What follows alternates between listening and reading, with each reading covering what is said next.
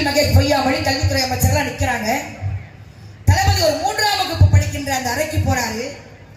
போயிட்டு நோட் எடுத்து பார்த்துட்டே இருக்கிறாரு. பாக்குறப்ப ஒரு பொம்பளை பிள்ளை அழுதுகிட்டே இருக்குது.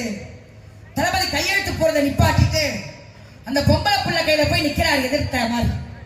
பாப்பா ஏமா அழுகிறன்னு கேட்கிறாரு. அந்த பொம்பளை பிள்ளை அழுகையை நிறுத்தவே இல்லை, அழுதுகிட்டே இருந்துச்சு.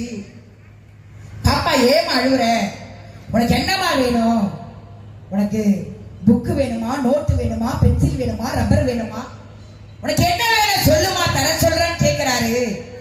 அப்ப அந்த பொம்பளை பிள்ளை சொல்லுது, எல்லாம் எங்களுக்கு இருக்கு தாத்தா, எல்லாத்தையும் கொடுத்துட்டாங்க தாத்தா. அப்ப தளபதி மீண்டும் கேட்கிறாரு பொறுமையா. அப்ப எல்லாம் வாங்கிட்டு ஏமா நீ அழுகுறன்னு கேட்கிறப்ப அந்த பொம்பளை பிள்ளை சொல்லுது, தாத்தா எனக்கு வயிறு பசிக்குது தாத்தா, வயிறு வலிக்குது தாத்தாங்குது. உடனே தளபதி கேட்கிறாரு முதலமைச்சர், ஏமா பாப்பா காலையில சாப்பிடலையான்னு கேட்கிறாரு. நான் சாப்பிடல தாத்தா.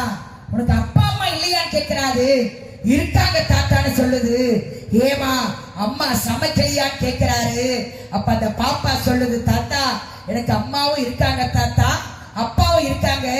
அம்மா கொத்தனார் வேலைக்கு செய்யறாங்க, அவங்க சித்தாள் வேலைக்கு 6 மணி வேலைக்கு எந்திரிச்சு போயிட்டாங்க. எங்க அப்பா மூட்டை தூக்குறாரு, 5 மணிக்கே மார்க்கெட்டுக்கு போயிட்டாரு தாத்தா.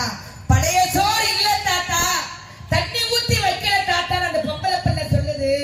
உடனே பார்க்கிறார் எங்கள் ஆரோக்கிய அண்ணன் மகேசனும் தளபதியை பார்க்கிறார்.